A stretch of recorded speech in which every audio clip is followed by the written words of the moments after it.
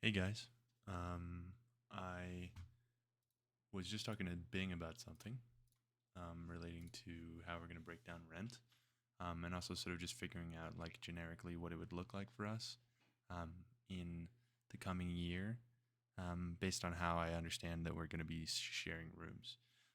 But this also sort of reminded me of something I generally wanted to bring up about sort of like the fairness of how we share housing cost. So I'm just going to walk through both of those things really quickly, starting with our current situation. So I'm going to go back one sheet and just show this for a moment. This is what we currently do. And I shouldn't zoom in that way. I should zoom in the, maybe that's all I can do. So anyway, this is how we currently do it. So rent is 3,275 a month. That's our fixed utility amount. So that's the total rent that we pay a month. We then take all the bedrooms, downstairs being mine, east bedroom being the one that is the office. This is Bing's room. This is Tyler's room. That's my bathroom. That's the upstairs bathroom. We just calculate the square footage of those things. That represents a percentage share of the total square footage of the house, like the square footage of like personal space. That is then just multiplied against the total rent amount to get like the price per room. Then you just go into here, and if I like hover over this, you can see that you're getting the fixed utility divided by the number of people. I mean, this is more complicated than it needs to be, but you can see that this formula is more complicated than it needs for you to be able to see it. But you can see here that Tyler gets D12, which is his entire room, and then he gets D14, which is the bathroom divided by 2. That sort of thing. If you look at me, none of my stuff is divided in half because I get my entire room, my entire bathroom, and the entire office to myself. And I get the same fixed utility divided by the number of people. And that's how we get the current rent values that we have. Of course, we agreed on this before, so no complaints about it. But the only issue with this is that, if we were to add Ella into this situation, like say we kept this room situation as it is, but we were going to say we're now going to be splitting that bathroom by 3 because, Ella, Tyler, and Bing were sharing it, and then we would be splitting Tyler's room by 2. If we do that, so I'm not including Ella, but if I divide that by 2, and now I divide this by 3, and I go to Bing as well, and I divide his bathroom by 3, we see this situation. This doesn't equal the total anymore. But Tyler's rent has gone down because this was his old rent. It went down. Bing's went down a little bit from sharing the bathroom only. Tyler's went down from sharing the bathroom and his room, but mine stayed the same, right? And that's kind of structurally not fair, right? Because now we're sharing more of the house too. Like there's another person in the house using the kitchen, using the common spaces, using everything, using the fridge. And so, a system where all of the price is allocated based on floor space of private areas only doesn't make sense. So I'm just going to undo those changes so that we don't fuck with this sheet. But that sort of leads into this sheet. This is something that I made a little while ago. It's a way of sort of getting at how we could approach a fairer model for our current roommate situation. Obviously, we never implemented this, but this generally shows like what it would mean or like how this works. So we still have the same thing out here where we have the price, the utility, and the total. The general number of people and how much utility costs per person. And then this is the same breakdown as before, right? And you see the same breakouts here. If I go back this side, they're the same prices in their sorted order. That gets us the same total prices. And then I've copied these values over here, not as a function anymore, but just as values to compare against how they change when I fiddle around with this model. So if we say, so what if we say, let's take half of the total rent and just divvy that between the number of people first, right? So if we go here, I'm going to toggle this here. And now we get this share that we can mess with, this rate. So it's now saying that we're going to take half of rent right at the start, just take half right at the top and sequester that. Just put that aside and split it up based on the number of people that we have. So, we have 3 people at the house. And so we're going to split that by 3. And so everyone pays $545.83 just to be in the house. Once you do that, there's another $16,350 left over to be split by personal space that you have direct control over or shared, right? But so we're reserving half to be paid by everybody. reserving half to split out by the rooms.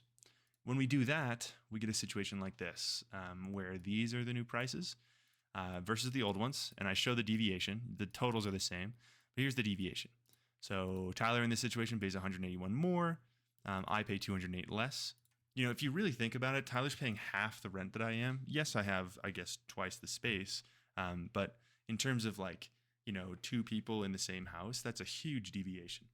If we think of percent change off of what it was, Tyler's goes up 22%, Bing's goes up 2.4, and I go down by 13%.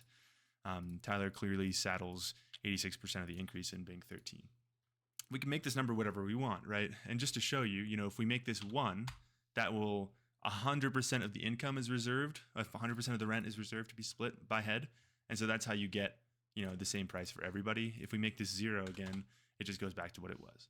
So yeah, 0.5. We'll figure out, what we think makes sense or what that number conceivably would be. Would it be higher? Would it be closer to 0.75? Or would it be something more like 0.6? I think Bing and I just discussed this, but I want to leave it open to everybody. It probably is dependent upon the case, dependent upon what house we find. But that leads me into the next point. So sort of what it looks like in a generic case. So, given the houses that we've been looking at, it seems like $4,000 for a 4-bed, 3-bath is kind of reasonable. It's a little bit on the high end, but it seems like pretty reasonable. And so setting $4,000 here as just an example is what I've done. I've made it now 4 people, obviously including Ella now and not Anna. And this is sort of what we have. I've put 4 bedrooms in here of equal size. I didn't include bathrooms because we don't know how many bathrooms are going to be in the place that we find. We don't really know the orientation, how many are going to be connected, if there's going to be a master bedroom with one. Our current situation where the master bedroom that Bing has not having its own private room is kind of weird. So anyway, I didn't include bathrooms. But say we just do the way we currently do it, where we don't split any of the any of the common space. We just split it based on rooms, and we have Tyler in a room, Ella in the same room with an office that's shared by me, Bing in his own room, and then I have a 3rd bedroom to myself, and I share the office with Ella. In that situation, they're all 200 square feet, could be 100, doesn't matter. They all have an equal share. And so, the room that has 2 people in it each has a per head price of 500, same thing with the office, and the 2 individual rooms have a per head price of 1,000. So that gets us this spread here, where Tyler's paying 500, Ella, Bing both pay 1,000, and I pay 1,500. But like we said, not really fair. Or I guess like I said, obviously up to discussion here, but it's not really fair. So if we change that, so say we go to 0.75, this is what the spread actually looks like. So 875 for Tyler, 1,125 to me. And this is the sort of range we have here. So that's the standard deviation of that group, and that's the max range between the highest and lowest paying person. This is pretty abstract, right? Like what that means, like what any of this is, or these abstract rooms that have no description or anything. So I thought it might be helpful to put in the sizes of the Evans Ave rooms. So this 247 is Bing's current room. The 168 is Tyler's current room. 191 is my current room, and 155 is the office.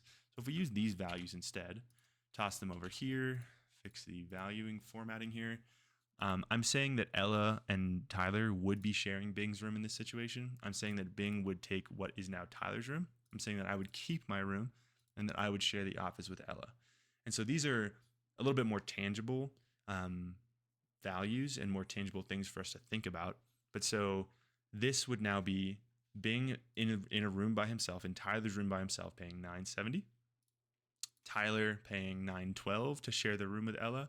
Ella paying $1,014 to have that half room with Tyler and share the office with me, and I'm paying $1,100, right? And so do we think, if we go back here to 0.5 or something, and this is the value or something, or if we go to 0.6, I think this is a better example.